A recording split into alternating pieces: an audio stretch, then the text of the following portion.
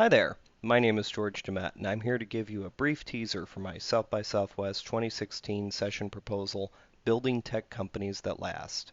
If you enjoy this preview and would like to hear more, please consider voting for it in the South by Southwest panel picker and telling your friends to do so as well.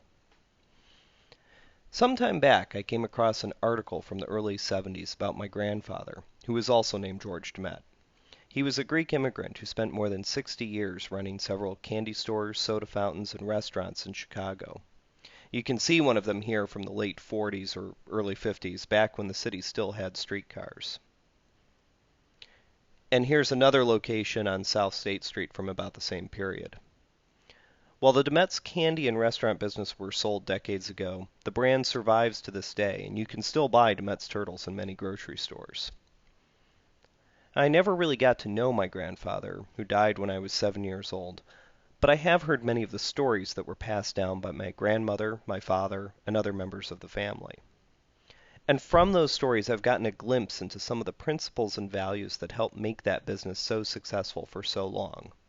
Simple things like honesty, being open to new ideas, listening to good ideas from other people, and so forth.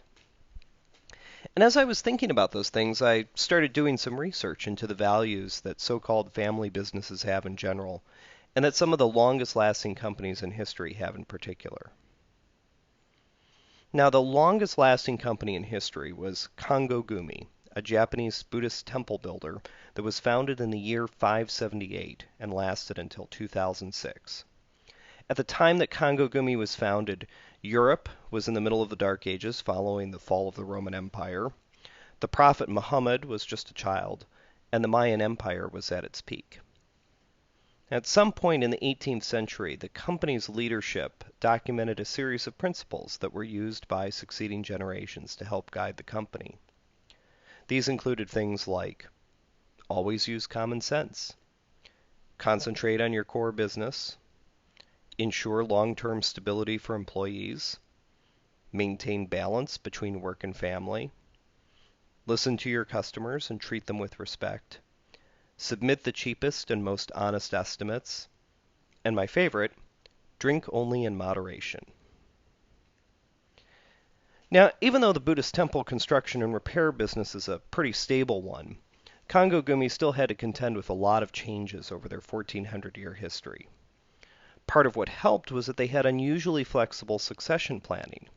Even though the company technically was in the same family for 40 generations, control of the company didn't automatically go to the eldest son. It went to the person in the family who was deemed the most competent, and sometimes that person was someone who was related by marriage. Kongō Gumi not only built temples that were designed to last centuries, but they also built relationships with their customers that lasted for centuries. Now, in the 20th century, Kongō Gumi branched out into private and commercial construction, which helped compensate for the decline in the temple business. They also didn't shy away from changes in technology. They were the first in Japan to combine traditional wooden construction with concrete, and they were the first to use CAD software to design temples. And while Kongō Gumi's business had declined as they entered the 21st century, what ultimately did them in were speculative investments that they had made in the 80s and early 90s in the Japanese real estate bubble. Even though they were still earning more than $65 million a year in revenue in the mid-2000s, Kongō Gumi was massively overleveraged and unable to service the more than $343 million in debt that they had accumulated since the collapse of the bubble, and they ended up being absorbed by a larger construction firm. Principles are designed to help answer the question of how a company does things and what criteria they should use to make decisions.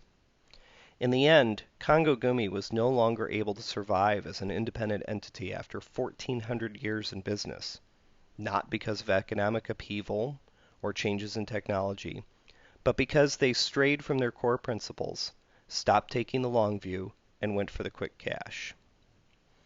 So I hope that you enjoyed this brief teaser of my session, Building Tech Companies That Last, and I hope that you'll consider giving it the thumbs up in the South by Southwest panel picker. Thanks.